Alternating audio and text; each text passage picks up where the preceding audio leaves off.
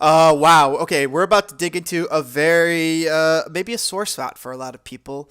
Djordje Mihailovic gets a 7.5, despite being out of favor with the new coaching staff early in the year. He was clear was out of favor during the MLS's back tournament. Djordje seems to have a lot more freedom in his game under Wiki.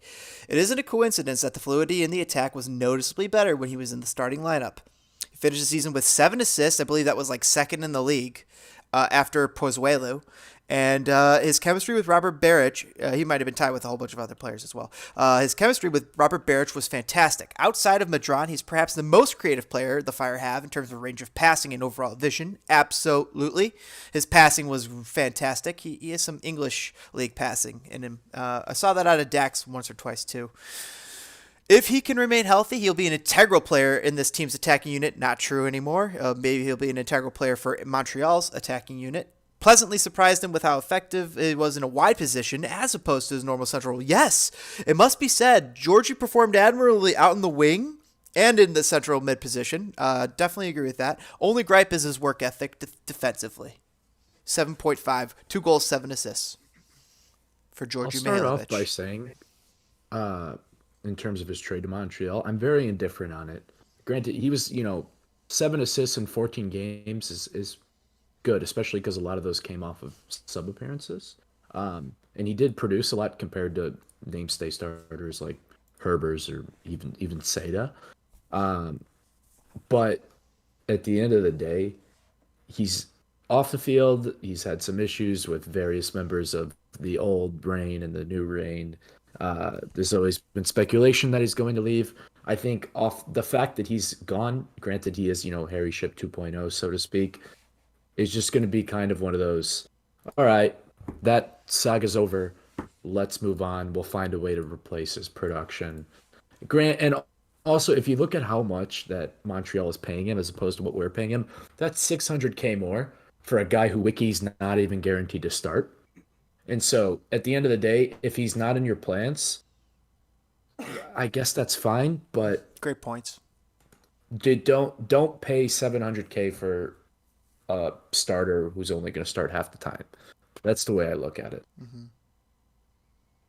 When people On the other end, I love homegrown, so I'm sad he's sad he's gone. that's what I was about to talk about. When people talk about how sad it is that Djordje was traded away, I want to compare things to you for Djordje versus when Ship was traded away and who they were.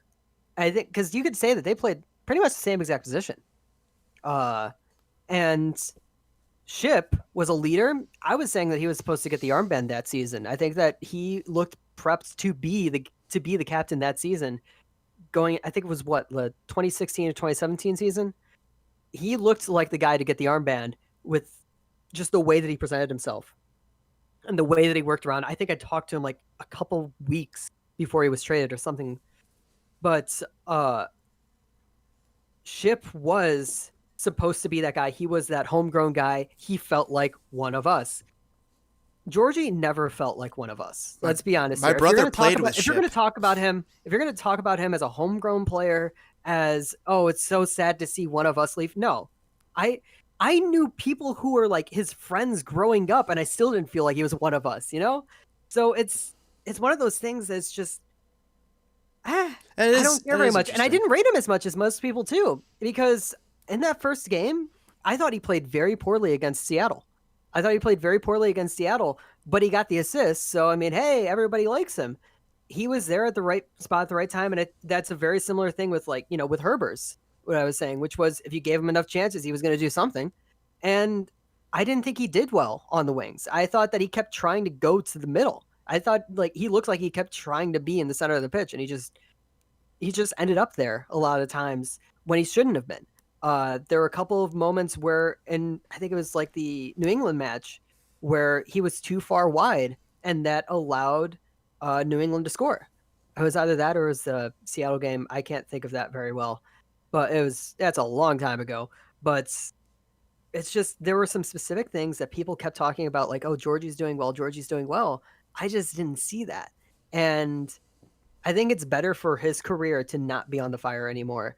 And anybody who is mourning the loss of Djordje Mihailovic, that I don't know what to say to you guys. I don't think you're right. I do. His career should be hopefully improved from here. Yeah. He's gonna be with a coach, and has a contract that's gonna put pressure on him that he has to start and get the playing time that he's so deserving, that he thinks he's deserving of. So hopefully, upward and onwards, and we could root for him being a Chicago kid. So that's what I think we can do. We'll root for Djordje. Hopefully he keeps getting better and better and better. Hopefully he makes us regret the trade, because that's even better, kind of, right? That means like, oh, he did great, and maybe one day he comes back if he gets really, really great. Also, we got a couple people in the live chat checking in. Peter saying Aliseda contributed very little. I really hope he can kick on next year, but there really doesn't seem to be a lot there. I think you were pretty even-handed, maybe even a touch generous. Great listens so far. Thank you, by the way. Thank you, Peter. Everybody, thank you for your support. Greatly appreciate it. Greatly appreciate if you could smash that like button for us and consider subscribing to Spitting Fire as we smash our way up to 300 subscribers. That's awesome. Helps spread the fans and flames of Chicago, of soccer in Chicago. I can agree in loving this so far, saying content, please. Peter saying his best period, let's see, Djordje, his best period was probably his last 10 or so matches. 700K is way too much for a guy who could easily disappear again. I debate this. Djordje, you guys think he disappeared a lot? I think that the team kind of disappeared around him. He was kind of the guy that just showed up a lot, in my opinion. Yeah, I mean, he had a very quiet 2 goals, 7 assists. I don't know if that means he disappeared, but I don't ever really remember him contributing as much as his stats say. So he's just such an interesting player. I don't think he ever really disappeared on the team. I just think 700K is too much money for a guy who's not guaranteed to play a ton of games. I remember hearing something like when he had first signed, I heard something from one of his friends about like, oh, he had like a ton of Adidas incentives, like all of these other things in his contract. So like, I feel like he was definitely getting overpaid. I think I said in part 1 that I was waiting for Pineda to sign for the Fire, not Djordje. Djordje was a guy that I expected to go to college, and he didn't. I was expecting Pineda to sign out of high school and Djordje to go to college. Opposite happened.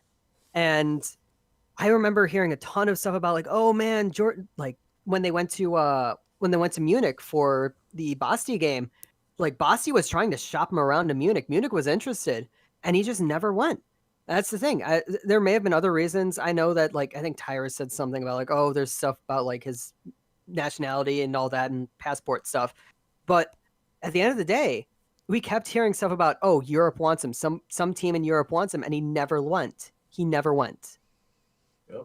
Yeah, Werder Bremen was interested. Like Frankfurt was interested. There were several suitors, but yeah, it is really weird how he never ended up, in the Europe landscape with all those rumors going on, and now he's on Montreal. And for some reason, I feel like he's going to do a classic Chicago sports thing, is being traded and then like developing into something better than he was. So, I think we can root for him, but we'll see if that gamble is worth it. I gotta say, he's put Benson.